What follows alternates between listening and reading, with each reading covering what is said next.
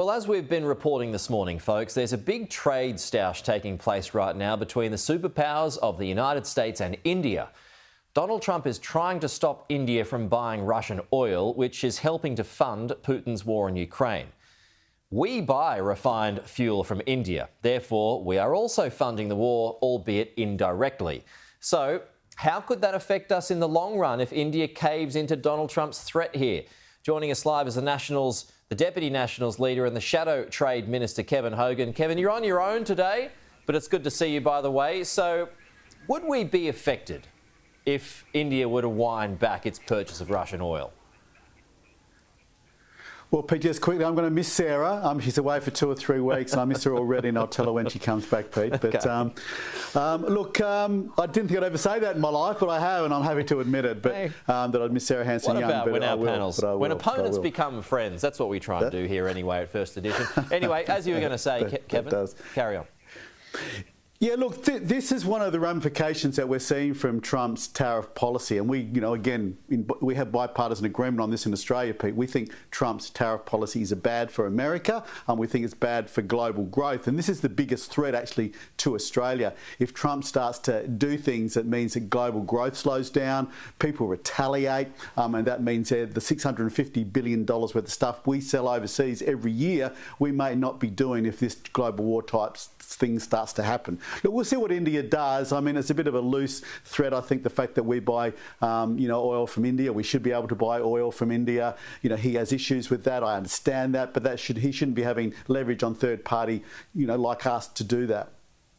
Would we just buy it elsewhere if India were to pull back? Well, we probably would, but we have our own relationship with India. And, India, when we were in government, Pete, we signed up a free trade, or the preliminary for a free trade agreement to closer relationships with India. Obviously, we can talk to India about what they're doing with their relationship with Russia. We should be able to do that. But should we be told by a third party that we can't buy our oil from a certain country? I don't think so. OK. Speaking of oil, Kevin, Midnight Oil frontman Peter Garrett is leading a push for tech companies to stump up royalties if their AI systems mine our data, whether it's music, whether it's even news media. So how do you feel about that? Where are you at on that this morning? Well, Pete, I'm no expert on AI, but I speak to a lot of people about it, and some people say, the sort of more pessimistic people say we're at the start of, a Terminator movie. Others, much more, and where I put myself, much more optimistic. I see AI much like what the internet was. It was disruptive, but look what it created. Personal computers, even, when they were introduced, and the disruption, but then the opportunities that they created. And you can probably go back to the Industrial Revolution and the disruption that had. So AI is going to be exceptionally disruptive. And especially in certain professions that are information-based, like education, even like the legal profession. But look, we're going to have to work through all these ramifications. The copyright things come up today. People obviously should have protection over their own material and where they generate royalties from. So we're going to have to massage and wind our way through this as government. But Pete, I think AI is going to create enormous opportunities. Yeah. And we're talking about productivity with Spin Jim Chalmers' PR stunt next week with the productivity roundtable. AI itself will increase productivity, which is going to be very exciting.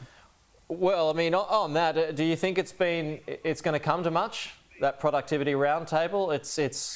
They've started to walk it back a bit, but the coalition is invited. So what will you be putting up? Well, look, Shadow Treasurer Ted O'Brien is going. Look, Pete, I think this is like we've already had one of these. Remember, after the 2022 election, Labor had a big economic roundtable. Do you remember what came out of that? Yeah, Alan Joyce said it was a stitch-up.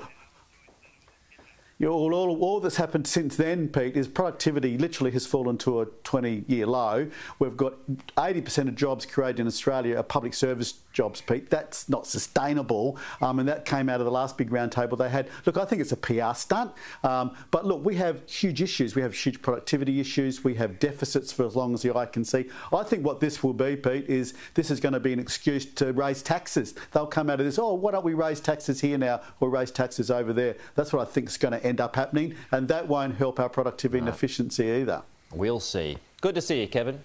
Talk to you soon.